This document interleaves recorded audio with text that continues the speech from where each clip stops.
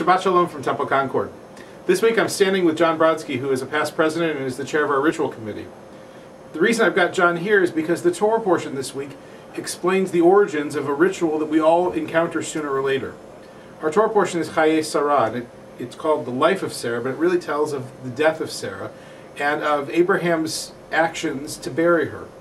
And we learn that just as we have to decide now how to handle the rituals surrounding a death and a funeral, that Abraham had to figure it out. And in fact, many of the things that we do are based on what Abraham chose. So for example, Abraham had to bury her. So what did he do? Well, he didn't call up and find a plot at Woodlawn, as we would do, but instead he went and made a deal and bought the cave of Machpelah.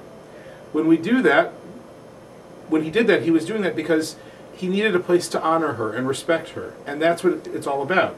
In fact, when we do the ritual committee, that's many of our main goals involve that very object of honoring people and our tradition. Right, absolutely. Right? And so the notion of our tradition is not just to worship God and to emphasize our own beliefs, but it's also to give honor to ourselves and to each other and to God in the process. And it's also our function to maintain some of the old while introducing some of the new. Absolutely. And Abraham followed that same model. Abraham did some of the old, some of the customs that had been done by people around him, but also brought in new ideas. And so that model that Abraham gave us is one that we still follow today.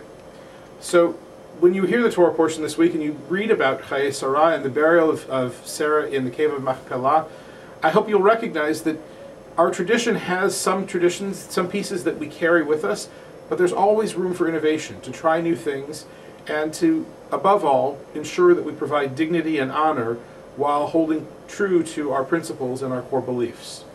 Shabbat services this Friday evening will be at 6 o'clock. Our Ruach band will be playing. It promises to be a lot of fun. Shabbat morning we have Torah study at 10. Services are at 11. We have a wonderful short storytelling Havdalah program from 5 to 7 on Saturday evening. And on Tuesday, our Scholar Series continues. We'll be welcoming my friend Rabbi Dennis Ross, who is part of the Concerned Clergy for Choice and is very involved in the pro-choice movement. And we'll talk about the combination of religion and politics. And coming off of an election just this week, the discussion to learn about how religion and politics interact or don't interact, I think will be a very useful way for all of us to sort of wrap up the election and learn more going forward. For now, can I say something? Please. Just a second? Okay. I want to say that regardless of who your candidate was and who won the election, the main thing is that we support the winners for a better country. Secondly, this is a time of Thanksgiving, and I think it's very appropriate when we come to Temple that we give thanks for all the good things that have happened to us, as well as hopes for good things in the future. And I agree with both of those. You agree with, absolutely, with both of those things? Absolutely. Okay, well, thank you. It's nice to be here. It's always nice to be in the temple. And one parting thought. Many of you had a conflict about coming to temple Friday night or watching the Ship Classic with the Syracuse basketball team. Well, the team game has been changed to Sunday at 4.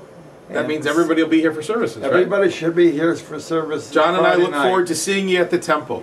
Shabbat Shalom. Shabbat Shalom.